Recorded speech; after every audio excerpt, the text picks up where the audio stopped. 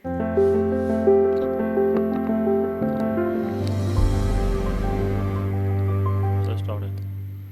ਸ਼੍ਰੀ ਅਕਾਲ ਜੀ। ਪ੍ਰੋਗਰਾਮ ਮਨ ਦੀਆਂ ਗੱਲਾਂ ਦੇ ਵਿੱਚ ਦਰਸ਼ਕਾਂ ਦਾ ਬਹੁਤ ਨਿੱਘਾ ਸਵਾਗਤ ਹੈ। D5 ਚੈਨਲ ਪੰਜਾਬੀ ਜਿਸ ਤਰੀਕੇ ਨਾਲ ਲੜੀਵਾਰ ਕੁਆਲਿਟੀ ਵਾਈਜ਼ ਅੱਛੀਆਂ ਖਬਰਾਂ ਤੁਹਾਨੂੰ ਦੇਣ ਦੀ ਕੋਸ਼ਿਸ਼ ਕਰ ਰਿਹਾ ਆ,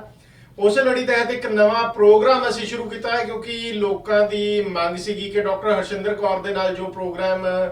ਪਹਿਲਾਂ ਅਸੀਂ ਕਰਦੇ ਸੀਗੇ ਜੀ ਹੋਰ ਚੈਨਲਸ ਦੇ ਉੱਤੇ, ਉਹ ਅਸੀਂ D5 ਚੈਨਲ ਪੰਜਾਬੀ ਦੇ ਉੱਤੇ ਜ਼ਰੂਰ ਲੈ ਕੇ ਆਈਏ। ਤੇ ਡਾਕਟਰ ਹਰਸ਼ਿੰਦਰ ਕੌਰ ਜੀ ਦਾ ਨਿੱਘਾ ਸਵਾਗਤ ਹੈ। ਡਾਕਟਰ ਸਾਹਿਬ ਬਹੁਤ ਸਵਾਗਤ ਹੈ ਜੀ ਤੁਹਾਡਾ। ਸਤਿ ਸ਼੍ਰੀ ਅਕਾਲ ਤੇ ਤੁਹਾਡੇ ਰਾਹੀਂ ਜਿੰਨੇ ਵੀ ਵੇਖ ਸੁਣ ਸਕਦੇ ਨੇ ਸਭਨਾਂ ਨੂੰ ਨਿੱਘੀ ਫਤਿਹ। ਡਾਕਟਰ ਸਾਹਿਬ ਸਭ ਤੋਂ ਪਹਿਲਾਂ ਮੈਂ ਇੱਕ ਖੁਸ਼ੀ ਵਾਲੀ ਗੱਲ ਦੱਸ ਦੇਣਾ ਕਿ D5 ਚੈਨਲ ਪੰਜਾਬੀ ਅਗਲੇ 2-3 ਦਿਨਾਂ ਦੇ ਵਿੱਚ ਹੀ ਕੈਨੇਡਾ ਔਰ ਅਮਰੀਕਾ ਦੀ ਧਰਤੀ ਦੇ ਉੱਤੇ ਔਰ ਵਿਸ਼ਵ ਭਰ ਦੇ ਵਿੱਚ IPTVs ਦੇ ਉੱਤੇ ਸ਼ੁਰੂ ਹੋਣ ਜਾ ਰਿਹਾ ਆ। ਸੋ ਇਹਦੇ ਲਈ ਤੁਸੀਂ ਵੀ ਵਧਾਈ ਦੇ ਪਾਤਰ ਹੋ, ਕਿਉਂਕਿ ਸਭ ਤੋਂ ਪਹਿਲਾ ਪ੍ਰੋਗਰਾਮ ਜਿਹੜਾ ਨਵਾਂ ਸ਼ੁਰੂ ਕੀਤਾ ਉਹ ਤੁਹਾਡਾ ਹੀ ਸ਼ੁਰੂ ਹੋਇਆ ਹੈ ਜੀ ਇਸ ਚੈਨਲ ਦੇ ਉੱਤੇ। ਚਲੋ ਜੀ, ਦੁਆਵਾਂ ਹੀ ਦੇ ਸਕਦੇ ਹਾਂ। ਬਹੁਤ ਧੰਨਵਾਦ, ਤੁਸੀਂ ਇੰਨਾ ਮਾਣ ਦਿੱਤਾ ਜੀ। ਡਾਕਟਰ ਸਾਹਿਬ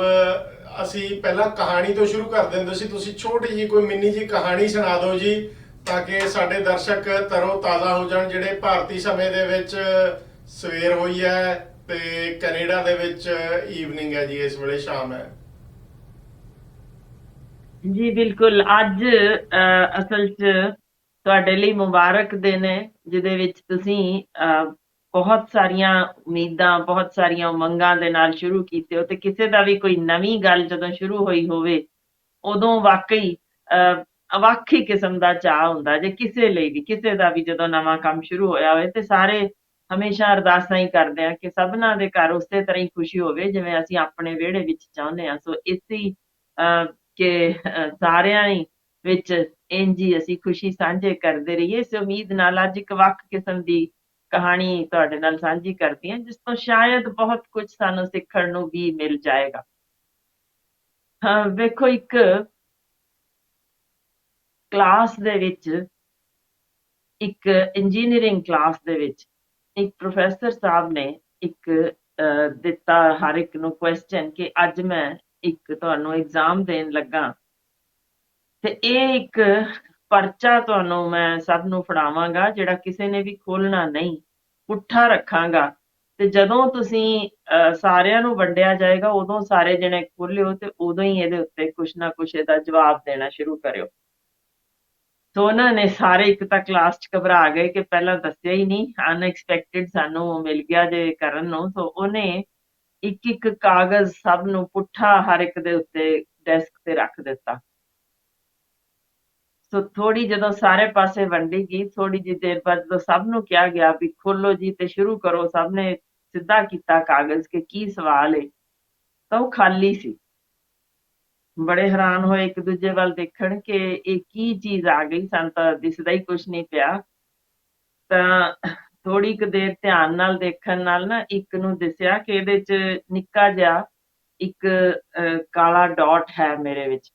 ਉਹ ਫਟਾਫਟ ਸਾਰੀ ਕਲਾਸ ਦੇ ਵਿੱਚ ਇਹ ਗੱਲ ਫੈਲ ਗਈ ਹੌਲੀ ਹੌਲੀ ਕਿ ਹਾਂ ਮੇਰੇ 'ਚ ਵੀ ਡਾਟ ਹੈ। ਉਹਨੇ ਕਿਹਾ ਹਾਂ ਮੇਰੇ 'ਚ ਵੀ ਹੈ। ਉਹ ਦੇਖਿਆ ਗਿਆ ਕਿ ਕਿਸੇ ਦੇ ਥੱਲੇ, ਕਿਸੇ ਦੇ ਉੱਪਰ, ਕਿਸੇ ਦੇ ਕੋਨੇ ਤੇ ਕਿਸੇ ਦੇ ਵਿਚਕਾਰ, ਇਸ ਤਰ੍ਹਾਂ ਹਰ ਇੱਕ ਨੂੰ ਇੱਕ ਨਾ ਇੱਕ ਡਾਟ ਲੱਭ ਗਿਆ।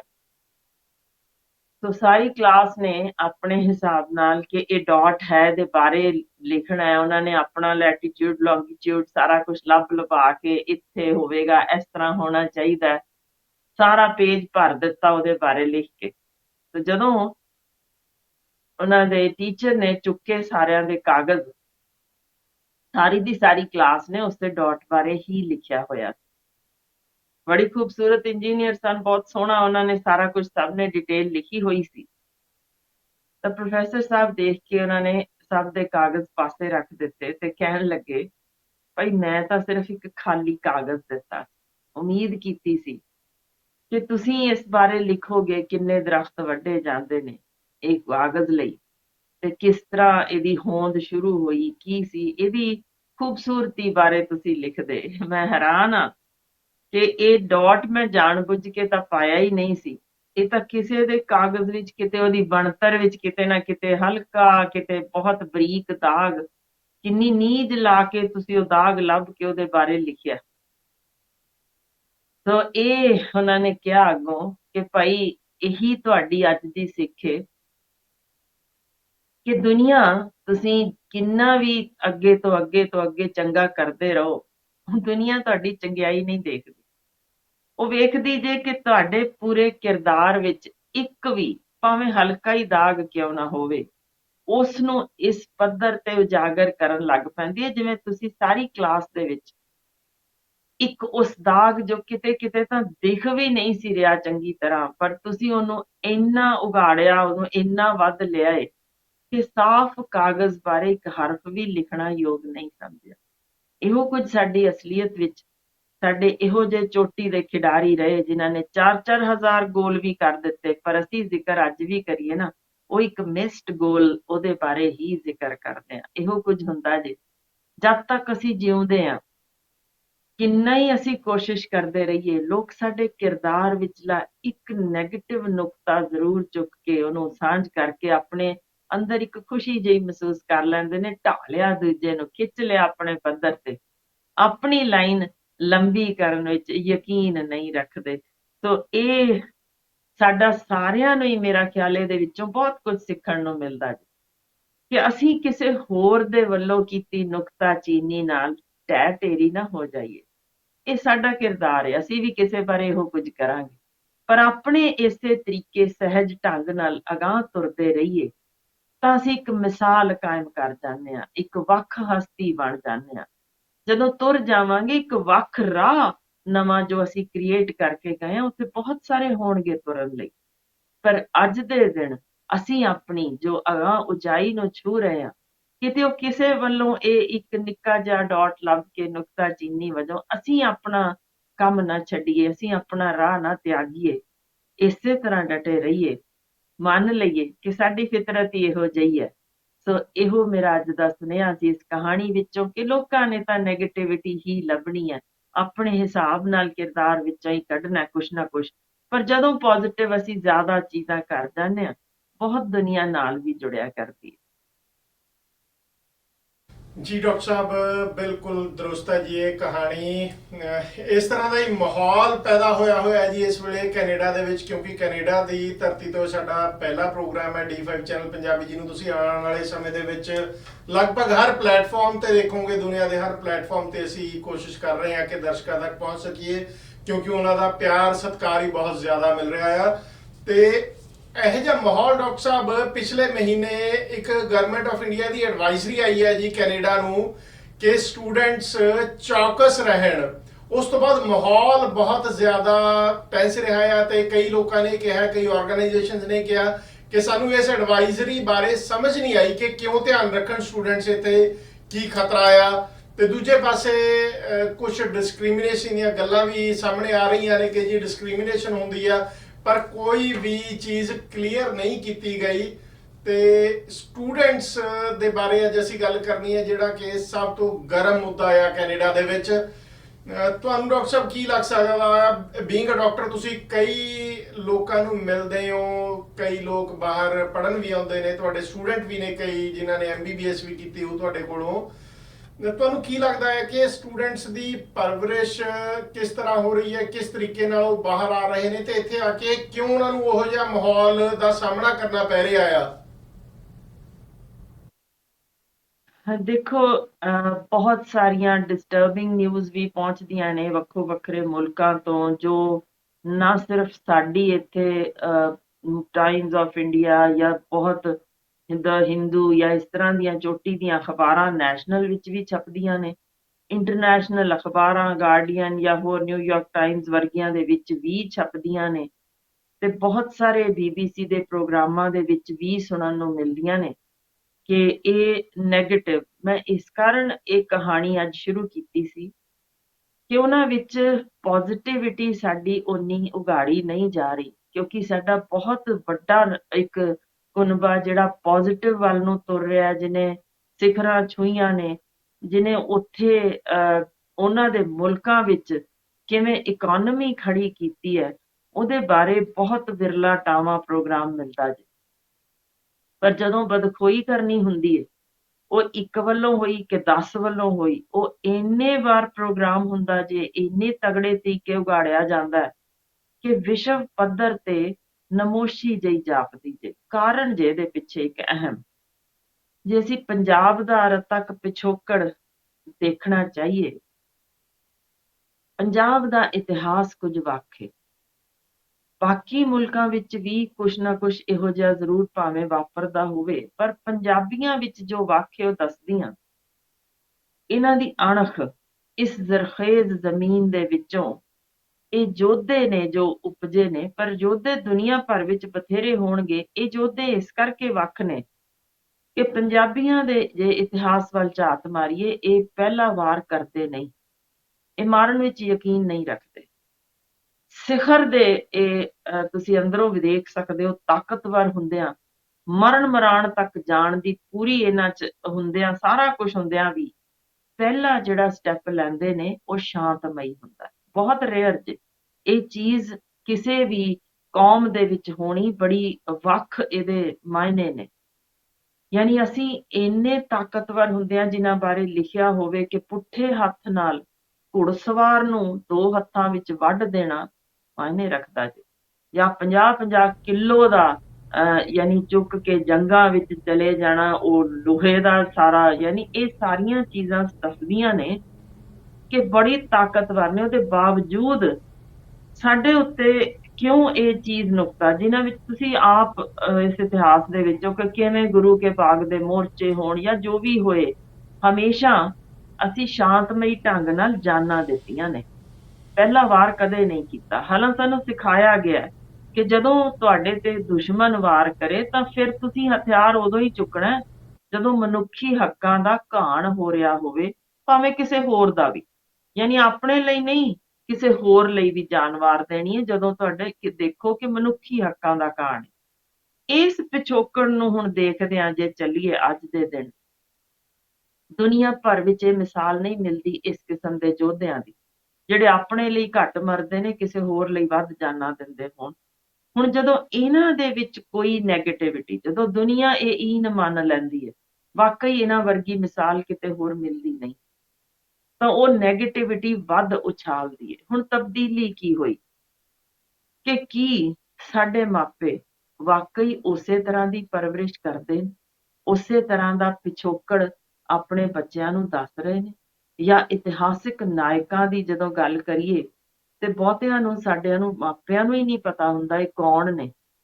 ਜਿਵੇਂ ਮਿਸਾਲ ਵਜੋਂ ਮੈਂ ਸੁਸ਼ੀਲ ਕੌਰ ਦੇ ਬਾਰੇ ਗੱਲ ਕੀਤੀ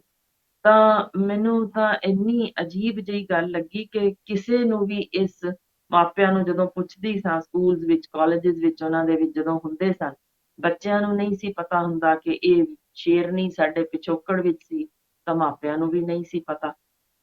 ਦੂਜੀ ਗੱਲ ਕਰਦੇ ਹਾਂ ਸਕੂਲਾਂ ਦੇ ਵਿੱਚ, ਕੀ ਅਸੀਂ ਬੱਚਿਆਂ ਨੂੰ ਉਹੀ ਕੁਝ ਹੀ ਸਿਖਾ ਰਹੇ ਸਮਿਆਂ ਵਿੱਚ ਸਾਡੇ ਬੱਚਿਆਂ ਨੂੰ ਸਿਖਾਇਆ ਜਾਂਦਾ ਸੀ? ਇਤਿਹਾਸਕ ਤੱਥਾਂ ਦੇ ਨਾਲ ਜਾਣੂ ਕਰਾਇਆ ਜਾਂਦਾ ਸੀ, ਕਿਵੇਂ ਅੱਗੋਂ ਜ਼ਿੰਦਗੀ ਜੀਣੀ ਹੁੰਦੀ ਹੈ,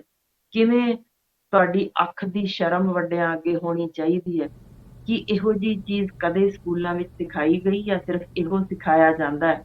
ਕਿ ਤੁਸੀਂ ਦੂਜੇ ਤੋਂ ਨੰਬਰ ਵੱਧ ਲੈਣੇ ਨੇ, ਦੂਜੇ ਨੂੰ ਕਿਵੇਂ ਮਿੱਝ ਕੇ ਅਗਾਂਹ ਲੰਘਣਾ ਹੈ? ਉਹ ਇੱਕ ਕੰਪੈਰੀਜ਼ਨ ਦੀ ਜ਼ਿੰਦਗੀ ਜਿਉਂਦੇ ਨੇ ਕਿ ਅਸੀਂ ਦੂਜਿਆਂ ਨੂੰ ਟੱਪਣਾ ਕਿਵੇਂ ਹੈ, ਮਿੱਝਣਾ ਕਿਵੇਂ ਹੈ, ਪਹਿਲੇ ਨੰਬਰ ਤੇ ਕਿਵੇਂ ਆਉਣਾ ਹੈ। ਇੱਕ ਸਾਂਝ ਦੀ ਜ਼ਿੰਦਗੀ ਕਿ ਤੁਸੀਂ ਦੋਸਤ ਨੂੰ ਨਾਲ ਲੈ ਕੇ ਤੁਰਨਾ ਹੈ, ਦੋਸਤ ਦੀ ਮਦਦ ਕਰਨੀ ਹੈ। ਉਸ ਤਰ੍ਹਾਂ ਦਾ ਅਸੀਂ ਮਾਹੌਲ ਸਕੂਲਾਂ ਵਿੱਚ ਸਿਰਜਿਆ ਨਹੀਂ। ਡਾਕਟਰ ਬਣੋ, ਇੰਜੀਨੀਅਰ ਬਣੋ, ਬਿਜ਼ਨਸਮੈਨ ਬਣੋ, ਪੈਸੇ ਕਿਵੇਂ ਸੌਖੇ ਕਮਾਏ ਜਾਓਗੇ, ਇਸ ਤਰ੍ਹਾਂ ਤੋਂ ਅਗਾਂਹ ਜਦੋਂ ਤੁਰਦੇ ਹਾਂ ਕਾਲਜਿਸ ਵਿੱਚ, ਇਨ ਬਿਨ ਇਹੋ ਕੁਝ, ਜਿੱਥੇ ਸਿਰਫ ਇਹੋ ਅਸੀਂ ਚੀਜ਼ ਸਿਖਾ ਰਹੇ ਹਾਂ ਜੋ ਕਿ ਬੰਦ ਹੋਣ ਦੀ ਕਗਾਰ ਤੇ ਨੇ, ਤੇ ਘਰਾਂ ਵਿੱਚ ਆਨਲਾਈਨ ਪੜ੍ਹ ਲਵੋ, ਜਾਂ ਫਿਰ ਜੇ ਨੰਬਰ ਲੈਣੇ ਨੇ ਟਿਊਸ਼ਨਸ ਲੈ ਲਵੋ, ਤੇ ਨਹੀਂ ਫਿਰ ਤੁਸੀਂ, ਬਹੁਤ ਸੌਖਾ ਤਰੀਕਾ ਜੇ ਤੁਸੀਂ ਦਰਖਤਾਂ ਤੇ ਲੱਗੇ ਡਾਲਰ ਜਾਂ ਪਾਉਂਡ ਲਾਣੇ ਨੇ ਤਾਂ ਫਿਰ ਬਾਹਰ ਉਡਾਰੀ ਮਾਰ ਜਾਓ। ਤੇ ਉਸ ਕਿਸਮ ਦੇ ਅਸੀਂ ਮਾਹੌਲ ਸਿਰਜੇ ਪਏ ਨੇ ਕਿ ਯੂਨੀਵਰਸਿਟੀਆਂ ਵਿੱਚ ਵੀ ਆਈਲੈਟਸ ਦੇ ਅਸੀਂ ਜਿਸ ਤਰੀਕੇ ਟ੍ਰੇਨਿੰਗ ਸੈਂਟਰਸ ਜਾਂ ਬਾਹਰ ਹਰ ਗਲੀ ਮੁਹੱਲੇ ਵਿੱਚ ਇੱਕ ਮੈਸੇਜ ਦੇ ਰਹੇ ਹਾਂ ਕਿ ਕਾਕਾ ਤੁਸੀਂ ਬਹੁਤ ਨੀਵੀਂ ਥਾਂ ਤੇ ਰਹਿ ਰਹੇ ਹੋ, ਤੁਹਾਡੀ ਜ਼ਬਾਨ ਬਹੁਤ ਨੀਵੀਂ ਜੇ, ਤੁਸੀਂ ਉਸ ਤੇ ਫਖਰ ਨਹੀਂ ਕਰ ਸਕਦੇ, ਇਤਿਹਾਸ ਤੇ ਫਖਰ ਨਹੀਂ ਕਰ ਸਕਦੇ, ਤੇ ਵਿਸ਼ਵ ਭਰ ਦੇ ਮੁਲਕ ਪੂਰਾ ਜ਼ੋਰ ਲਾ ਰਹੇ ਨੇ, ਕਿਉਂਕਿ ਉਹਨਾਂ ਦੀਆਂ ਇਕਨੋਮੀਜ਼ ਇਸ ਵੇਲੇ ਇੰਟਰਨੈਸ਼ਨਲ ਸਟੂਡੈਂਟਸ ਦੇ ਉੱਤੇ ਆ ਕੇ ਖੜੀਆਂ ਹੋ ਚੁੱਕੀਆਂ ਨੇ। ਸੋ ਇਸ ਚੀਜ਼ 'ਚ ਵਧਾਵਾ ਦੇਣ ਲਈ ਤੁਸੀਂ ਦੇਖ ਰਹੇ ਹੋ ਦਿਨੋ ਦਿਨ ਨਵੇਂ ਮਸ਼ਰੂਮਿੰਗ ਵਾਂਗ ਨਵੇਂ ਪ੍ਰੋਗਰਾਮਸ ਹੋ ਰਹੇ ਨੇ, ਜਿੱਥੇ ਦੱਸਿਆ ਜਾਂਦਾ ਹੈ ਅੰਗਰੇਜ਼ੀ ਹੀ ਬੋਲੋ, ਇਹੀ ਇੱਕ ਦੁਨੀਆ ਦੀ ਚੋਟੀ ਦੀ ਜ਼ਬਾਨ ਹੈ ਜੋ ਤੁਹਾਨੂੰ ਮਾਣ ਦਿਵਾ ਸਕਦੀ ਹੈ। ਇਸ ਸੋਚ ਦਾ ਵਿਗਾੜ ਜੋ ਮੀਡੀਆ ਵਿੱਚ ਸਾਡੇ ਧੜਾ-ਧੜ ਨੌਜਵਾਨਾਂ ਵਿੱਚ ਪਹੁੰਚ ਰਿਹਾ, ਜਿਹੜੇ ਆਪਣੀ ਸਾਰਾ ਕੁਝ ਤਿਆਗ ਕੇ ਉੱਥੇ ਦੂਸਰੇ ਮੁਲਕ ਵਿੱਚ ਜਾ ਕੇ, ਭਾਵੇਂ ਉੱਥੇ ਜਾ ਕੇ ਮੋਰਚਰੀ ਵਿੱਚ ਨਾਈਟ ਡਿਊਟੀਆਂ ਹੀ ਕਿਉਂ ਨਾ ਕਰਨੀਆਂ ਪੈਣ, ਡੱਬੇ ਹੀ ਪੈਕ ਕਿਉਂ ਨਾ ਕਰਨੇ ਪੈਣ, ਇੱਥੇ ਦੀਆਂ ਅਫਸਰੀਆਂ ਛੱਡ ਕੇ, ਇੱਥੇ ਦੇ ਮਾਣ ਮੱਤੇ, ਯਾਨੀ ਤੁਸੀਂ ਆਪਣੇ ਆਪ ਦੇ ਮਾਲਕ ਹੋ, ਕਿਰਤ ਦੇ ਮਾਲਕ ਹੋ, ਤੁਹਾਡੇ ਕੋਲ ਲੱਖਾਂ ਦੀ ਜ਼ਮੀਨ ਹੈ, ਜਿੱਥੇ ਇੰਨਾ ਸਾਰਾ ਕੁਝ ਹੁੰਦਿਆਂ ਵੀ ਸਭ ਛੱਡ ਕੇ ਬਾਹਰ ਦੌੜਦੇ ਪਏ ਆ।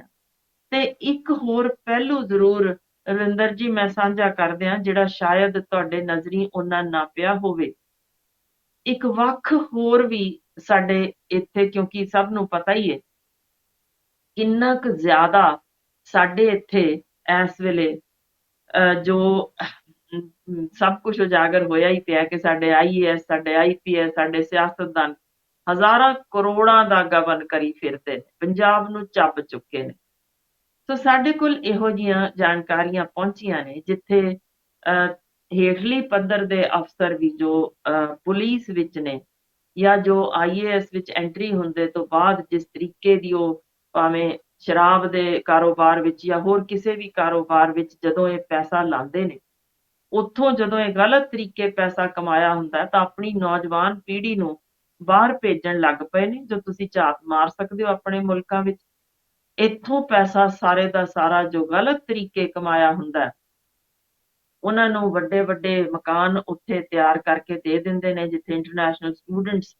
ਸਗੋਂ ਜਾ ਕੇ ਰਹਿ ਸਕਣ, ਉੱਥੋਂ ਇਹ ਕਮਾਈ ਕਰ ਸਕਣ। ਸੋ ਇਸ ਤਰੀਕੇ ਦਾ ਵੀ ਆਧਾਰ ਬਣਿਆ ਜਾ ਰਿਹਾ ਕਿ ਬਹੁਤ ਜ਼ਿਆਦਾ ਥੋੜ੍ਹੀ ਦੇਰ ਦੇ ਵਿੱਚ ਹੀ ਬਹੁਤ ਜ਼ਿਆਦਾ ਪੈਸਾ ਉਹਨਾਂ ਵੱਲੋਂ ਦਿਖਾਉਣਾ, ਕਿ ਉਹ ਅਜੇ ਗਿਆ ਨੂੰ 3-4 ਮਹੀਨੇ ਹੀ ਹੋਏ ਜਾਂ ਕਿਸੇ ਨੂੰ 6 ਮਹੀਨੇ ਹੀ ਹੋਏ ਨੇ, ਤੇ ਉਹ ਕਿਸ ਤਰੀਕੇ ਦੀਆਂ ਕਾਰਾਂ ਲੈ ਰਿਹਾ, ਕਿਸ ਤਰੀਕੇ ਦੀ ਅਯਾਸ਼ੀ ਦਿਖਾ ਰਿਹਾ, ਕਿਸ ਤਰੀਕੇ ਦੇ ਉਹ ਫੇਸਬੁੱਕ ਜਾਂ ਟਵਿੱਟਰਾਂ ਤੇ ਆ ਰਿਹਾ, ਤਾਂ ਉਹ ਦੂਜਿਆਂ ਨੂੰ ਤਾਂ ਫਰਮਾਉਂਦੇ ਹੀ ਨੇ। ਪਰ ਇਹ ਕਾਲਾ ਧਨ ਜੋ ਇੱਥੋਂ ਲੈ ਕੇ ਗਏ ਹੁੰਦੇ ਨੇ ਪੰਜਾਬ ਦੇ ਲੋਕਾਂ ਦਾ ਚੂਸ ਕੇ, ਉਹ ਉੱਥੋਂ ਦੇ ਲੋਕਾਂ ਨੂੰ ਵੀ ਸ਼ਰਮਸਾਰ ਕਰਦੇ ਨੇ, ਜਿਹੜੇ ਉੱਥੇ 30-30, 40-40 ਸਾਲਾਂ ਦੇ ਬੈਠੇ ਵੀ ਵੇਖਦੇ ਨੇ ਕਿ ਹੱਕ ਦੀ ਕਮਾਈ ਵਿੱਚੋਂ ਇਹ ਹਾਸਲ ਨਹੀਂ ਹੁੰਦਾ।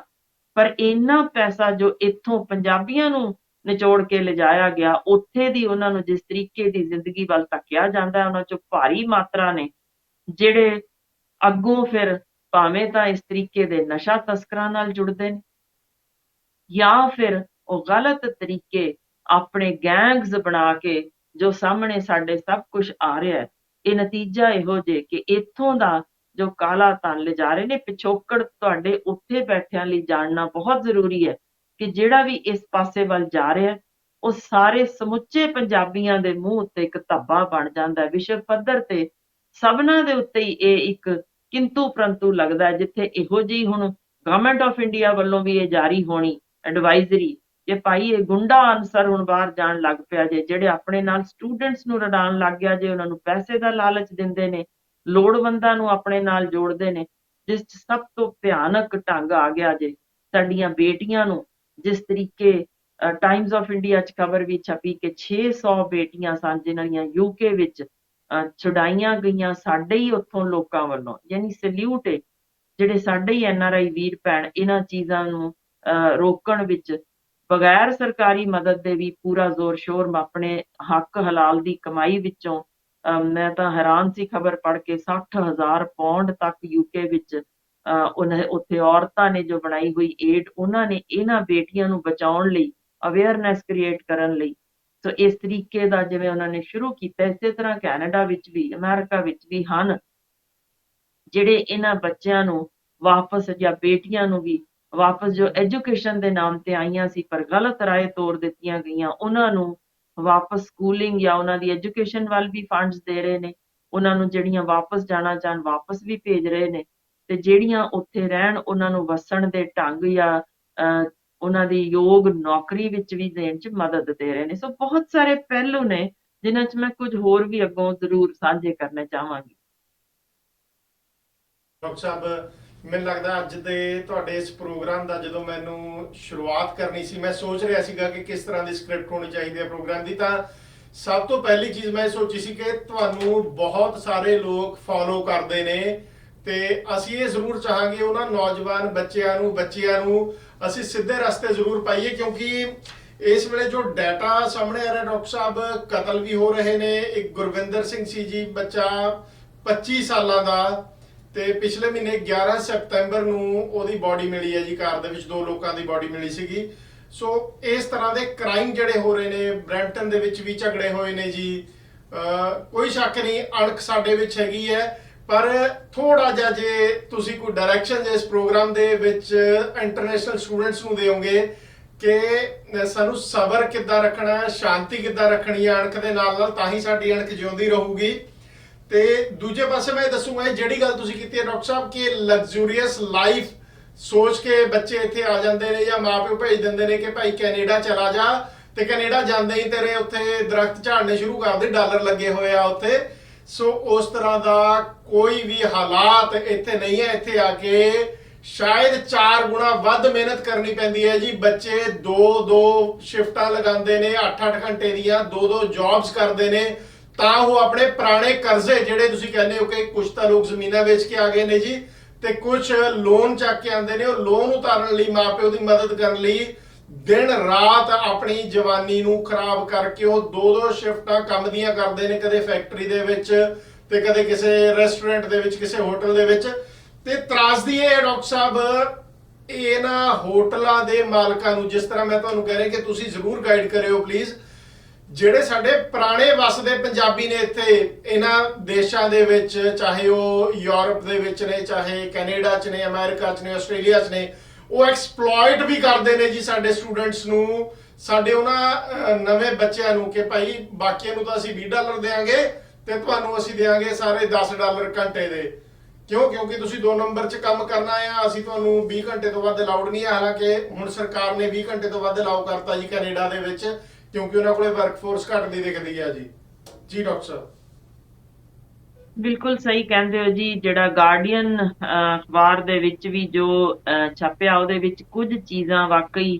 ਬਹੁਤ ਧਿਆਨ ਦੇ ਯੋਗ ਨੇ। ਜਿਹੜੀਆਂ 2-3 ਗੱਲਾਂ ਉਹਨਾਂ ਚੋਂ ਮੈਂ ਸਾਂਝਾ ਕਰਾਂਗੀ। ਪਹਿਲਾਂ ਮੈਂ ਦੱਸਾਂ ਤੁਹਾਡੇ, ਜਿਵੇਂ ਤੁਸੀਂ ਗੱਲ ਕੀਤੀ ਕਿ ਇਸ ਤਰੀਕੇ ਦੇ ਬਹੁਤ ਮਿਹਨਤੀ ਬੱਚੇ ਵੀ ਸਾਡੇ ਨੇ, ਪਰ ਜਦੋਂ ਬਹੁਤ ਪ੍ਰੈਸ਼ਰ ਪੈ ਜਾਂਦਾ ਜੇ ਕਿ ਸਾਡੇ ਸਿਰ ਤੇ ਕਰਜ਼ਾ ਚੜਿਆ, ਉਹ ਲਾਓ, ਭੈਣ ਦਾ ਵਿਆਹ ਆਇਆ ਪਿਆ, ਹੁਣ ਆਹ ਕਰੋ, ਯਾਨੀ ਉਹ ਇੰਨਾ ਅੰਡਰ ਸਟ੍ਰੈਸ ਹੁੰਦੇ ਨੇ ਬੱਚੇ, ਚੀਕਾਂ ਮਾਰਦੇ ਵਿਚਾਰੇ, ਤੇ ਉਹ ਇੱਥੋਂ ਵੀ ਇੱਕ ਨਾ ਮਨ ਵਿੱਚ ਪਾੜ ਜਿਹਾ ਲੈ ਕੇ ਗਏ ਹੁੰਦੇ ਨੇ, ਜਿੱਥੇ ਉਹਨਾਂ ਨੂੰ ਦਿਸਦਾ ਹੁੰਦਾ ਕਿ ਇੱਕ ਪਾਸੇ ਬਹੁਤ ਜ਼ਿਆਦਾ ਇਹ ਸੱਚਮੁੱਚ ਪਾੜ ਜੇ ਅਮੀਰੀ ਤੇ ਗਰੀਬੀ ਵਿੱਚ, ਇੱਕ ਪਾਸੇ ਹਰਾਮ ਦਾ ਪੈਸਾ ਲੈ ਕੇ ਜਿਸ ਤਰੀਕੇ ਦੀਆਂ ਕੋਠੀਆਂ ਇੱਕ ਬੰਦੇ ਕੋਲ 10-10 ਬਣੀਆਂ ਹੋਣ, ਲਗਜ਼ਰੀ ਗੱਡੀਆਂ 'ਚ ਫਿਰਦੇ ਹੋਣ, ਉਸੇ ਹੀ ਥਾਂ ਤੇ ਉਸੇ ਸਕੂਲ 'ਚ ਇੱਕ ਮਿਹਨਤ ਦੀ ਕਮਾਈ ਨਾਲ ਜਿਹੜਾ ਪੜ੍ਹ ਰਿਹਾ ਉਹਦੇ ਕੋਲ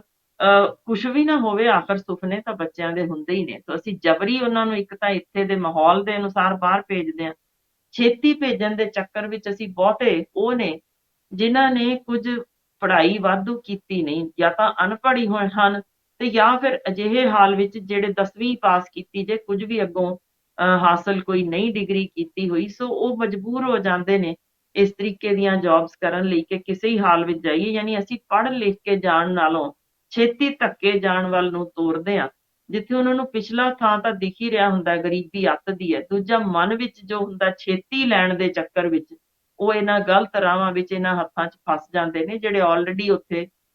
ਜਿਨ੍ਹਾਂ ਨੂੰ ਚਾਹੀਦੇ ਨੇ ਗੈਂਗਸ ਤਿਆਰ ਕਰਨ ਵਾਲੇ, ਉਹ ਇਹਨਾਂ ਦੇ ਹੱਥੋਂ ਹੀ ਫਿਰ ਕਤਲ ਕਰਵਾਉਣੇ ਜਾਂ ਨਸ਼ਾ ਵੇਚਣਾ, ਇਸ ਪਾਸੇ ਜਾਂਦੇ ਨੇ। ਹੁਣ ਜਿਹੜੀ ਅਹਿਮ ਗੱਲ ਗਾਰਡੀਅਨ ਵਿੱਚ ਜ਼ਿਕਰ ਹੋਇਆ, ਜਾਂ BBC ਦੇ ਉੱਤੇ ਜੋ ਨਸ਼ਰ ਹੋਈ ਖਬਰ, ਉਹਨਾਂ 'ਚ 2 ਗੱਲਾਂ ਅਹਿਮ ਨੇ। ਪਹਿਲੀ ਚੀਜ਼ ਉਹਨਾਂ ਨੇ ਜ਼ਿਕਰ ਕੀਤਾ, ਇੱਕ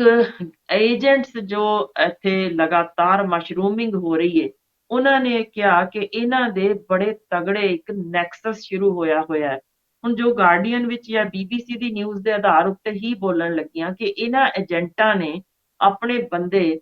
ਦੁਨੀਆ ਦੇ ਹਰ ਮੁਲਕ ਵਿੱਚ ਨਾਲ ਟੈਗ ਕੀਤੇ ਹੋਏ ਨੇ। ਇਹ ਉਹ ਨੇ, ਜਦੋਂ ਕੋਈ ਪ੍ਰੋਗਰਾਮ ਨਸ਼ਰ ਹੁੰਦਾ, ਇਹ ਐਨ ਉੱਥੇ ਜੋ BBC 'ਚ ਨਸ਼ਰ ਹੋਇਆ, ਮੈਂ ਉਹੀ ਦੱਸ ਰਹੀ ਹਾਂ, ਕਿ ਜਦੋਂ ਕੋਈ ਇਸ ਦੇ ਵਿਰੋਧ ਵਿੱਚ ਆਵਾਜ਼ ਚੁੱਕਦਾ ਹੈ ਕਿ ਕੋਈ ਬੇਟੀ ਫਰਜ਼ ਕਰੋ ਉੱਥੇ ਚੁੱਕਦੀ ਹੈ, ਮੈਨੂੰ ਗਲਤ ਤਰੀਕੇ ਏਜੰਟ ਨੇ ਭੇਜਿਆ, ਮੇਰਾ ਇਹ ਨਹੀਂ ਸੀ ਇੱਥੇ ਆਉਣ ਦਾ ਇਸ ਤਰ੍ਹਾਂ, ਜਾਂ ਹੋਰਨਾਂ ਨੂੰ ਮੈਂ ਚੇਤੰਨ ਕਰ ਸਕਾਂ, ਅਵੇਅਰ ਕਰ ਸਕਾਂ, ਨਾ ਕਰੋ,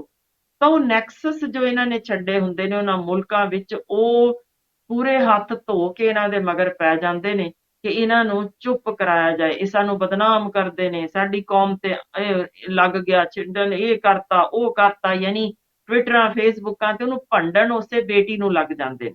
ਕੋਈ ਪ੍ਰੋਗਰਾਮ ਨਸ਼ਰ ਹੁੰਦਾ ਹੈ ਤਾਂ ਉਹਦੇ ਅਗੇਂਸਟ ਸ਼ੁਰੂ ਹੋ ਜਾਂਦੇ ਨੇ, ਨਹੀਂ ਜੀ ਇਹ ਤਾਂ ਬਦਨਾਮੀ ਕੀਤੀ ਜਾ ਰਹੀ, ਨਹੀਂ ਜੀ ਇਹ ਤਾਂ ਹੈ ਹੀ ਕੁਛ ਨਹੀਂ। ਪਰ ਜਦੋਂ ਇਸ ਪੱਧਰ ਤੇ, ਵਿਸ਼ਵ ਪੱਧਰ ਤੇ ਗੱਲ ਹੋਵੇ ਕਿ ਜਿੰਨੀ ਵੱਡੀ ਪੱਧਰ ਤੇ, ਇਹਨੂੰ ਨਾਮ ਪਤਾ ਜੀ ਉਹਨਾਂ ਨੇ ਪ੍ਰੋਗਰਾਮ 'ਚ ਕੀ ਲਿਖਿਆ ਕਿ ਅਸੀਂ ਤਾਂ ਇਹਨੂੰ ਮਨੁੱਖੀ ਤਸਕਰੀ ਤੱਕ ਗਿਣਨ ਲੱਗ ਗਏ ਹਾਂ, ਜਿਸ ਹਿਸਾਬ ਨਾਲ ਬੇਟੀਆਂ ਖਰਾਬ ਕਰ ਰਹੇ ਨੇ ਇਹ ਏਜੰਟ, ਤੇ ਇਹਨਾਂ ਨੂੰ ਅਵੇਅਰਨੈਸ ਕੈਂਪੇਨ ਤੇ ਪੂਰਾ ਜ਼ੋਰ ਲਾਣਾ ਚਾਹੀਦਾ ਹੈ। ਇਹ ਯੂਨਾਈਟਿਡ ਨੇਸ਼ਨਸ ਵੱਲੋਂ ਵੀ ਇਸ ਵਿਸ਼ੇ ਤੇ ਚਿੰਤਾ ਕੀਤੀ ਗਈ ਕਿ ਤੁਸੀਂ ਧਿਆਨ ਕਰੋ, ਸਿਰਫ ਇਸ ਗੱਲ ਤੇ ਨਾ ਰਹਿ ਜਾਓ ਕਿ ਆਪਣੀਆਂ ਬੇਟੀਆਂ ਦਾ ਸਿਰਫ ਸੰਗ ਘੁੱਟ ਦਿਓ ਕਿ ਤੇਰੇ ਨਾਲ ਵਾਪਰਿਆ ਤੂੰ ਚੁੱਪ ਹੀ ਹੋ ਜਾ, ਨਹੀਂ ਲੋਕ ਤੈਨੂੰ ਹੀ ਚਿੰਬੜ ਜਾਣਗੇ, ਤੇਰੇ 'ਚ ਹੀ ਕਸੂਰ ਕੱਢਣਗੇ। ਜਾਂ ਕਿਸੇ ਬੇਟੇ ਨਾਲ ਸਰੀਰਕ ਸ਼ੋਸ਼ਣ, ਜਿਹਦਾ ਅਸੀਂ ਗੱਲ ਹੀ ਨਹੀਂ ਕੱਢਦੇ, ਕਿ ਬੇਟੇ ਨਾਲ ਵੀ ਇਸ ਤਰੀਕੇ ਦੀ ਗੱਲ ਹੋਈ, ਉਹ ਤਾਂ ਅਸੀਂ ਬੇਟੀਆਂ ਦੀ ਤਾਂ ਫਿਰ ਕੱਢ ਦਿੰਦੇ ਹਾਂ, ਬੇਟੇ ਦੀ ਤਾਂ ਗੱਲ ਹੀ ਨਹੀਂ ਕਰਦੇ ਕਿ ਸਾਡੀ ਪੱਤ ਦਾ ਕੀ ਬਣੂਗਾ, ਸਾਡੀ ਅਣਖ ਦਾ ਕੀ ਬਣੂਗਾ। ਉਹ ਧੀ ਨੂੰ ਤਾਂ ਕਿਸੇ ਨੇ ਵਿਆਹਣਾ ਹੀ ਨਹੀਂ, ਉਹਦੇ ਬਾਰੇ ਜੇ ਗੱਲ ਨਸ਼ਰ ਹੋ ਗਈ, ਪਰ ਜੇ ਪੁੱਤਰ ਬਾਰੇ ਵੀ ਇਹੋ ਜਿਹੀ ਗੱਲ ਆ ਗਈ ਤਾਂ ਅਸੀਂ ਕਿੱਥੇ ਜਾ ਕੇ ਮਰਾਂਗੇ। ਸੋ ਇਹ ਚੀਜ਼ਾਂ ਦਫਨ ਹੋ ਰਹੀਆਂ ਨੇ। BBC ਨੇ ਵੀ ਇਹੋ ਕਿਹਾ ਤੇ ਗਾਰਡੀਅਨ 'ਚ ਵੀ ਇਹੋ ਛਪਿਆ, ਜੇ ਤੁਸੀਂ ਪੜ੍ਹ ਸਕਦੇ ਹੋ, ਇਹ 2022 ਦੀ ਜਨਵਰੀ ਦੀ ਰਿਪੋਰਟ ਹੈ, ਜਿਸ 'ਚ ਕਲੀਅਰ ਲਿਖਿਆ ਕਿ ਸਿਰਫ ਇਹਨਾਂ ਨੂੰ ਅੱਖ ਦੀ ਸ਼ਰਮ ਦੇ ਅਧੀਨ ਇਹ ਜਦੋਂ ਬੱਚੇ ਗਲਤ ਰਾਹ ਫੜਦੇ ਨੇ ਕਿ ਸਾਡੀ ਕੌਮ ਦਾ ਰੌਲਾ ਪਾਉਣ ਵਾਲੇ ਹੁੰਦੇ ਹੀ ਉਹ ਏਜੰਟਾਂ ਦਾ ਨੈਕਸਸ ਹੈ, ਜਿਨ੍ਹਾਂ ਨੇ ਆਪਣੇ ਬੰਦੇ ਛੱਡੇ ਨੇ, ਕਿ ਉਹ ਗੱਲ ਕੱਢਣ ਨਹੀਂ ਦੇ ਰਹੇ ਕਿ ਕਿਤੇ ਹੋਰ ਆਉਂਦੇ ਬੱਚੇ ਸਾਡੇ ਜਾਲ ਤੋਂ ਬਚ ਨਾ ਜਾਣ। ਬਹੁਤ ਅਹਿਮ ਜੇ ਇਹ ਗੱਲ ਸਮਝਣ ਦੀ ਗੱਲ ਹੈ ਕਿ ਜੇ ਕੋਈ ਜਾਣਕਾਰੀ ਦੇ ਰਿਹਾ ਹੈ, ਜਾਂ ਜੇ ਕੋਈ ਬੇਟੀ ਮਜਬੂਰ ਹੋ ਕੇ ਖੁਦਕੁਸ਼ੀ ਕਰਦੀ ਹੈ ਜਾਂ ਆਂਦੀ ਹੈ ਕੈਮਰੇ ਦੇ ਸਾਹਮਣੇ ਆਪਣਾ ਦਰਦ ਬਿਆਨ ਕਰਨ ਲਈ, ਤਾਂ ਉਹਨੂੰ ਸਿਰਫ ਚੁੱਪ ਕਰਾਉਣ ਤੇ ਜਿੰਨੇ ਜ਼ੋਰ ਲਾ ਰਹੇ ਨੇ, ਉਨੇ ਹੀ ਸਾਡੇ ਦੂਜੇ ਪਾਸੇ ਮੀਡੀਆ ਨੂੰ ਜ਼ਰੂਰ ਇਹ ਗੱਲ ਉਜਾਗਰ ਵੀ ਕਰਨ ਦੀ ਲੋੜ ਹੈ ਕਿ ਭਾਈ ਇਹ ਚੁੱਪ ਕਰਾਉਣ ਵਾਲੇ ਉਸਦੇ ਨੈਕਸਸ ਦਾ ਹਿੱਸਾ ਨੇ। ਸਮਝੀਏ ਬਿਮਾਰੀ ਦਾ ਇਲਾਜ ਕਿਵੇਂ ਕੀਤਾ ਜਾਂਦਾ ਹੈ, ਪਹਿਲਾਂ ਡਾਇਗਨੋਸ ਕਰਨਾ ਹੀ ਪੈਣਾ ਹੈ, ਤੇ ਜੇ ਅਸੀਂ ਡਾਇਗਨੋਸਿਸ ਹੀ ਨਹੀਂ ਕਰਨਾ ਚਾਹੁੰਦੇ, ਜਾਂ ਸਾਡੇ ਸਾਹਮਣੇ ਬਿਮਾਰੀ ਆ ਚੁੱਕੀ, ਉਹਨੂੰ ਸਿਰਫ ਉੱਤੇ ਗਿਲਾਫ ਹੀ ਚਾੜਨਾ ਹੈ ਕਿ ਨਹੀਂ ਨਹੀਂ ਇਹਦੇ ਬਾਰੇ ਗੱਲ ਨਹੀਂ ਕਰਨੀ, ਤਾਂ ਫਿਰ ਤੁਸੀਂ ਆਪ ਹੀ ਸਮਝੋ ਇਲਾਜ ਕਿਸਨੇ ਕਰਨਾ ਹੈ। ਇਹ ਤਾਂ ਫਿਰ ਸਾਡੇ ਬੇਟੇ ਬੇਟੀਆਂ ਇਸੇ ਤਰ੍ਹਾਂ ਖਰਾਬ ਹੁੰਦੇ ਰਹਿਣਗੇ। ਮਾਂ ਦੇ ਢਿੱਡ ਵਿੱਚੋਂ ਕੋਈ ਵਿਗਾੜ ਦੇ ਨਾਲ ਪੈਦਾ ਨਹੀਂ ਹੁੰਦਾ, ਮਾਹੌਲ ਜੋ ਅਸੀਂ ਸਿਰਜਦੇ ਹਾਂ ਉਹਦੇ ਆਲੇ ਦੁਆਲੇ, ਜਿਸ ਨਾਲ ਉਹ ਉਸ ਪਾਸੇ ਨੂੰ ਤੁਰਦਾ। ਸੋ ਗੱਲ ਇਹ ਹੈ ਕਿ ਜੇ ਮਨੁੱਖੀ ਤਸਕਰੀ ਤੱਕ ਦਾ ਜੇ ਸ਼ਬਦ ਇਸ 'ਚ ਵਰਤਿਆ ਜਾ ਰਿਹਾ ਹੋਵੇ, ਤਾਂ ਸਾਨੂੰ ਸਮਝ ਆ ਜਾਣੀ ਚਾਹੀਦੀ ਹੈ ਕਿ ਸਾਡੀਆਂ ਧੀਆਂ ਸਭ ਦੀਆਂ ਸਾਂਝੀਆਂ ਨੇ। ਪੰਜਾਬ ਦਾ ਇਹ ਵੀ ਇਤਿਹਾਸ ਰਿਹਾ ਹੈ। ਪੰਜਾਬੀਆਂ ਦੇ ਵਿੱਚ ਅਸੀਂ ਹਿੰਦੂ, ਸਿੱਖ, ਮੁਸਲਮਾਨ, ਈਸਾਈ ਨਹੀਂ ਕਰਦੇ, ਅਸੀਂ ਪੰਜਾਬੀ ਆਪਣੇ ਆਪ ਨੂੰ ਗਿਣਦੇ ਹਾਂ। ਇਸੇ ਲਈ ਇੱਥੇ ਜ਼ਬਾਨ ਅਸੀਂ ਇੱਕੋ ਸਾਂਝੀ ਰੱਖੀ ਹੈ, ਪੰਜਾਬੀ, ਤੇ ਸਾਡਾ ਪੰਜਾਬੀਪੁਣਾ ਹੈ ਜਿਹੜਾ ਚੜ੍ਹਦੇ ਜਾਂ ਲਹਿੰਦੇ ਪੰਜਾਬ ਵਿੱਚ ਵੀ ਸਾਨੂੰ ਫਰਕ ਨਹੀਂ ਪੈਣ ਦੇ ਰਿਹਾ। ਪਰ ਸਾਡੇ ਸਭਨਾਂ ਨੂੰ ਪਾੜਨ ਲਈ ਇਹ ਸਾਰੇ ਜੋ ਜ਼ੋਰ ਲੱਗ ਰਹੇ ਨੇ ਕਿ ਇਹਨਾਂ ਨੂੰ ਕਿਸੇ ਤਰੀਕੇ, ਇਸ ਅਣਖੀਲੀ ਕੌਮ ਨੂੰ ਜਿਹੜੀ ਮਰਨ ਮਾਰਨ ਵੱਲ ਵੱਧ ਜਾਂਦੀ ਹੈ, ਪਹਿਲਾਂ ਆਪਾ ਵਾਰ ਨਾ ਜਾਣਦੀ ਹੈ, ਇਹਨਾਂ ਨੂੰ ਕਿਸੇ ਤਰੀਕੇ ਬਾਕੀ ਦੁਨੀਆ ਵਾਂਗ ਹੀ ਤਬਦੀਲ ਕਰ ਦਈਏ। ਉਹੀ ਜੇ ਸਾਡੀ ਨੌਜਵਾਨ ਪੀੜ੍ਹੀ ਨੂੰ ਗਲਤ ਰਾਏ ਪਾਉਣ ਵਾਲੀ ਤੇ ਸੇਧ ਦੇਣ ਵਾਲੇ ਵੀਰਾ, ਜਦ ਤੱਕ ਤੁਹਾਡੇ ਵਰਗੇ ਲੋਕ ਨੇ, ਜਦ ਤੱਕ ਇਹੋ ਜਿਹੇ ਮੀਡੀਆ ਇਸ ਤਰੀਕੇ ਦੀ ਜਾਣਕਾਰੀ ਦੇ ਜਾਂ ਅਵੇਅਰਨੈਸ ਦੇ ਪ੍ਰੋਗਰਾਮ ਦਿੰਦੇ ਰਹਿਣਗੇ, ਯਕੀਨਨ ਅਸੀਂ ਆਪਣੀਆਂ ਜੜ੍ਹਾਂ ਤੋਂ ਟੁੱਟਾਂਗੇ ਨਹੀਂ। ਕਿਉਂਕਿ ਇੱਕ ਅਹਿਮ ਗੱਲ ਦੱਸਦੇ ਹਾਂ, ਜੇ 1000 ਵੀ ਵੱਢਿਆ ਹੋਇਆ ਦਰਖਤ ਰੱਖਦੇ ਹੋ ਨਾ ਤੁਸੀਂ, ਇੱਕ ਜੜ੍ਹਾਂ ਵਾਲੇ ਦਰਖਤ ਦਾ ਮੁਕਾਬਲਾ ਨਹੀਂ ਕਰ ਸਕਦੇ। ਸੋ ਇਹੋ ਚੀਜ਼ ਜੇ ਸਾਨੂੰ ਵੱਖ ਪਛਾਣ ਦੇਣ ਵਾਲੀਆਂ ਜੜ੍ਹਾਂ ਨੇ ਕਿ ਇਹ ਜਿੱਥੇ ਵੀ ਜਾਣਗੇ ਇਹ ਵੰਡ ਛਕਣ ਵਾਲੇ ਨੇ, ਇਹ ਦੂਜੇ ਮੁਲਕ ਵਿੱਚ ਜਾ ਕੇ ਲੁੱਟਾਂ ਖੋਹਾਂ ਕਰਨ ਨਹੀਂ ਆਏ, ਬਲਕਿ ਉਸ ਮੁਲਕ ਨੂੰ ਹੋਰ ਤਗੜਾ ਕਰਨ ਆਉਂਦੇ ਨੇ। ਇਹ ਤਾਂ ਦੂਜੇ ਮੁਲਕਾਂ ਵਿੱਚ ਉਹਨਾਂ ਦੀਆਂ ਫੌਜਾਂ ਵਿੱਚ ਜਾ ਕੇ ਜਾਨਾਂ ਵਾਰ ਦਿੰਦੇ ਨੇ। ਇਹਨਾਂ ਦੀ ਬਹਾਦਰੀ ਦੀ ਕੋਈ ਮਿਸਾਲ ਨਹੀਂ। ਪੰਜਾਬੀ ਤਾਂ ਉਹ ਨੇ ਜਿਨ੍ਹਾਂ ਨੂੰ ਜੇ ਇੱਕ ਪਾਸੇ ਵੰਡ ਛਕਣ ਦੀ ਗੱਲ ਅਸੀਂ ਕੀਤੀ ਹੈ, ਤਾਂ ਦੂਜੇ ਪਾਸੇ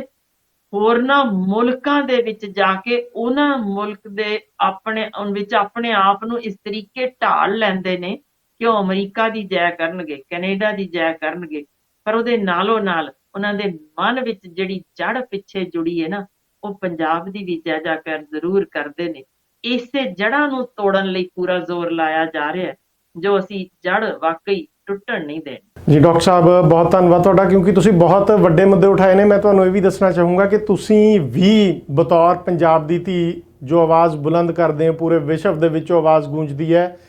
ਤੇ ਇੱਕ ਪਾਸਿਓਂ ਪੰਜਾਬੀ ਵਧਾਈ ਦੇ ਵੀ ਪਾਤਰ ਨੇ। ਬ੍ਰਿਟਿਸ਼ ਕੋਲੰਬੀਆ ਦੇ ਵਿੱਚ ਸਰੀ ਦੇ 6 ਸਕੂਲ ਡਾਕਟਰ ਸਾਹਿਬ, ਕਿਉਂਕਿ ਤੁਸੀਂ ਪੰਜਾਬੀਅਤ ਦੀ ਗੱਲ ਕਰਦੇ ਹੋ, 6 ਐਲੀਮੈਂਟਰੀ ਸਕੂਲ ਤੇ 9 ਸੈਕੰਡਰੀ ਸਕੂਲਸ ਦੇ ਵਿੱਚ ਪੰਜਾਬੀ ਭਾਸ਼ਾ ਲਾਗੂ ਕਰ ਦਿੱਤੀ ਗਈ ਹੈ। ਤੇ ਉੱਥੇ ਸਟੂਡੈਂਟਸ ਨੂੰ ਚੋਇਸ ਦਿੱਤੀ ਗਈ ਹੈ ਕਿ ਉਹ ਦੱਸਣ ਕਿ ਉਹਨਾਂ ਨੇ ਫ੍ਰੈਂਚ ਜਾਂ ਪੰਜਾਬੀ ਦੇ ਵਿੱਚੋਂ ਕਿਹੜੀ ਜ਼ਬਾਨ ਚੂਜ਼ ਕਰਨੀ ਹੈ ਐਜ਼ ਸੈਕੰਡ ਲੈਂਗੁਏਜ। ਤੋਂ ਕਿਤੇ ਨਾ ਕਿਤੇ ਸਾਡੇ ਪੰਜਾਬੀ ਮਾਂ ਬੋਲੀ ਦੀ ਸੇਵਾ ਵੀ ਕਰ ਰਹੇ ਨੇ, ਤੇ ਅਸੀਂ ਤੁਹਾਡੀਆਂ ਵਡਮੁੱਲੀਆਂ ਗੱਲਾਂ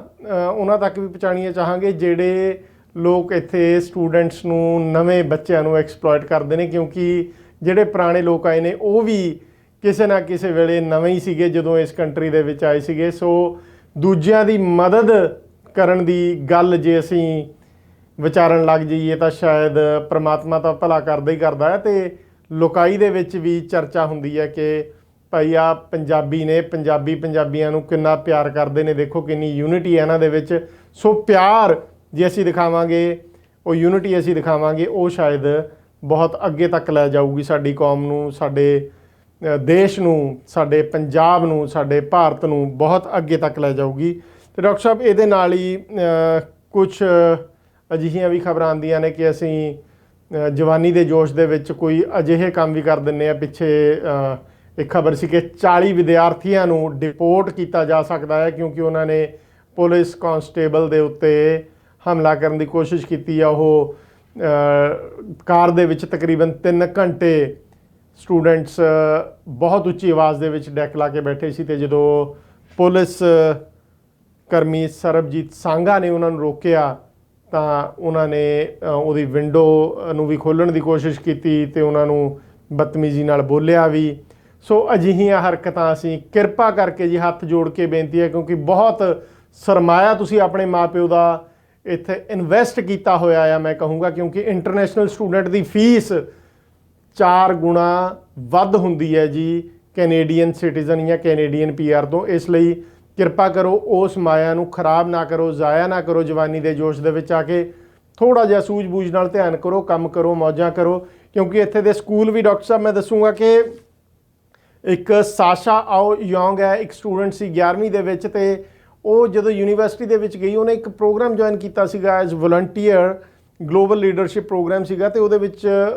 ਇੱਕ ਡਿਜ਼ੀਜ਼ ਪਾਰਕਿੰਸਨ ਦੇ ਉੱਤੇ ਉਹਨੇ ਰਿਸਰਚ ਕੀਤੀ ਸੀਗੀ। ਤੇ ਉਹਨੇ ਜਦੋਂ ਇੱਕ ਕਿਤਾਬ ਛਾਪੀ, ਉਸ ਕਿਤਾਬ ਦਾ ਨਾਮ ਸੀ ਸਮਥਿੰਗਸ ਡਿਫਰੈਂਟ ਅਬਾਊਟ ਗ੍ਰੈਂਡਪਾ, ਤੇ ਉਹਨਾਂ ਦੇ ਸਕੂਲ ਨੇ, ਕੈਨੇਡੀਅਨ ਸਕੂਲ ਨੇ ਉਹਨੂੰ ਉਸ ਕਿਤਾਬ ਨੂੰ ਪੂਰਾ ਉਹਦਾ ਖਰਚਾ ਚੱਕਿਆ, ਉਹਨੂੰ ਸਪੋਂਸਰ ਕੀਤਾ। ਸੋ ਇੱਥੇ ਜੇ ਅਸੀਂ ਵਿੱਦਿਆ ਦੇ ਵਿੱਚ ਥੋੜ੍ਹਾ ਜਿਹਾ ਧਿਆਨ ਵੀ ਲਾਵਾਂਗੇ ਤਾਂ ਜ਼ਰੂਰ ਉਹ ਚੀਜ਼ ਅੱਗੇ ਦੀ ਅੱਗੇ ਵਧੂਗੀ। ਤੇ ਦੂਜੇ ਪਾਸੇ ਜਿਹੜੀ 20 ਘੰਟੇ ਤੋਂ ਵੱਧ ਦੀ ਆਜ਼ਾਦੀ ਮਿਲੀ ਹੈ ਸਾਨੂੰ ਕੰਮ ਕਰਨ ਦੀ, ਕੋਈ ਸ਼ੱਕ ਨਹੀਂ ਜੀ ਕਈ ਮਜਬੂਰੀਆਂ ਪਿੱਛੇ ਵੀ ਹੁੰਦੀਆਂ ਨੇ, ਪਰ ਕਿਰਪਾ ਕਰਕੇ ਆਪਣੀ ਪੜ੍ਹਾਈ ਨਾ ਖਰਾਬ ਕਰ ਲਿਓ। ਇਹ ਨਾ ਹੋਵੇ ਕਿ ਕਾਲਜ ਸਕੂਲ ਦੇ ਵਿੱਚ ਅਟੈਂਡੈਂਸ ਸਾਡੀ ਘਟ ਜਾਵੇ, ਜਿਹੜਾ ਕਿ ਆਮ ਹੁਣ ਫਿਕਰ ਇੱਕ ਚਿੰਤਕ ਨੂੰ ਲੱਗਿਆ ਹੋਇਆ ਕਿ ਸਟੂਡੈਂਟਸ ਨੂੰ ਜੇ 20 ਘੰਟੇ ਤੋਂ ਵੱਧ ਦੀ ਆਜ਼ਾਦੀ ਮਿਲ ਗਈ ਤਾਂ ਉਹ ਕਾਲਜ ਕਿਸ ਵੇਲੇ ਜਾਣਗੇ। ਇਹ ਨਾ ਹੋਵੇ ਤੁਹਾਡੇ ਕਿਤੇ ਪੜ੍ਹਾਈ ਦੇ ਸਟੱਡੀ ਦੇ ਆਵਰਜ਼ ਘੱਟ ਹੋ ਜਾਣ ਤੇ ਉਸ ਤੋਂ ਬਾਅਦ ਤੁਹਾਡੀ PR ਦੇ ਵਿੱਚ ਤੁਹਾਨੂੰ ਸਮੱਸਿਆ ਆਵੇ। ਬਹੁਤ ਧਿਆਨ ਰੱਖਿਓ ਦੋਸਤੋ। ਡਾਕਟਰ ਸਾਹਿਬ ਤੁਹਾਡਾ ਵੀ ਬਹੁਤ ਧੰਨਵਾਦ, ਕਿਉਂਕਿ ਜੋ ਪ੍ਰਸ਼ੰਸਾ ਤੁਹਾਡੀ ਆਮ ਜਨਤਾ ਦੇ ਵਿੱਚ ਪੂਰੇ ਵਿਸ਼ਵ ਦੇ ਵਿੱਚ ਹੁੰਦੀ ਹੈ ਵੱਡੇ ਵੱਡੇ ਪੱਧਰਾਂ 'ਤੇ, ਚਾਹੇ UNO ਦੇ ਵਿੱਚ, ਚਾਹੇ ਅਮਰੀਕਾ ਦੇ ਵਿੱਚ, ਕੈਨੇਡਾ, ਆਸਟ੍ਰੇਲੀਆ ਦੇ ਵਿੱਚ,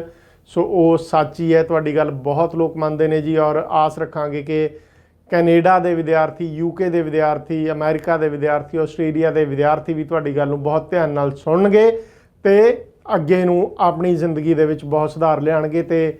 ਉਹਨਾਂ ਲੋਕਾਂ ਨੂੰ ਵੀ ਦੁਬਾਰੇ ਇੱਕ ਬੇਨਤੀ ਹੈ ਜਿਹੜੇ ਐਕਸਪਲੋਇਟ ਕਰਦੇ ਨੇ ਸਟੂਡੈਂਟਸ ਨੂੰ, ਘੱਟ ਪੈਸੇ ਦਿੰਦੇ ਨੇ, ਭਾਈ ਆਪਣਿਆਂ ਨੂੰ ਤਾਂ ਥੋੜ੍ਹੇ ਵੱਧ ਪੈਸੇ ਦਿਓ, ਆਪਣੇ ਨੂੰ ਦਿੱਤਾ ਕਿਤੇ ਅਸੀਂ ਲੁੱਟਦੇ ਨਹੀਂ ਹੈਗੇ, ਆਪਣੇ ਨੂੰ ਵੱਧ ਦਿੱਤੇ ਹੋਣਗੇ ਤਾਂ ਉਹ ਪੜ੍ਹਾਈ 'ਚ ਜ਼ਿਆਦਾ ਧਿਆਨ ਕਰ ਲੂਗਾ, ਤੁਹਾਡੇ ਪੰਜਾਬ ਨੂੰ, ਤੁਹਾਡੇ ਦੇਸ਼ ਨੂੰ, ਤੁਹਾਡੇ ਭਾਰਤ ਨੂੰ ਉੱਤੇ ਲੈ ਕੇ ਜਾਊਗਾ, ਉਸ ਦਾ ਨਾਮ ਉੱਚਾ ਕਰੂਗਾ, ਤੁਹਾਡਾ ਨਾਮ ਉੱਚਾ ਹੋਊਗਾ ਕਿ ਲੈ ਇਹ ਦੇਖੋ ਕਿੰਨੇ ਵਧੀਆ ਨੇ ਇਹ ਇੰਡੀਅਨਸ ਨੇ, ਹੁਣ ਇਹ ਕੈਨੇਡੀਅਨ ਬਣ ਗਏ ਨੇ, ਹੁਣ ਇਹ ਆਸਟ੍ਰੇਲੀਅਨ ਬਣ ਗਏ ਨੇ ਅਤੇ ਦੂਜੀਆਂ ਕੌਮਾਂ ਨੂੰ ਇਹ ਹੈਲਪ ਕਰਦੇ ਨੇ। ਸੋ ਅਸੀਂ ਇਕੱਲੇ ਦਿਖਾਵੇ ਨਾ ਕਰੀਏ ਕਿ ਅਸੀਂ ਜੀ ਬਹੁਤ ਮਦਦ ਕਰਦੇ ਹਾਂ, ਅਸੀਂ ਉਸ ਚੀਜ਼ ਨੂੰ ਕਰਕੇ ਦਸੀਏ, ਆਪਣੇ ਨਾਲ, ਆਪਣੇ ਘਰ ਤੋਂ ਜ਼ਰੂਰ ਸ਼ੁਰੂ ਕਰੀਏ। ਬਹੁਤ ਬਹੁਤ ਧੰਨਵਾਦ ਜੀ, ਅਤੇ ਅਸੀਂ ਡਾਕਟਰ ਸਾਹਿਬ ਦਾ ਬਹੁਤ ਧੰਨਵਾਦ ਕਰਦੇ ਹਾਂ ਜੀ।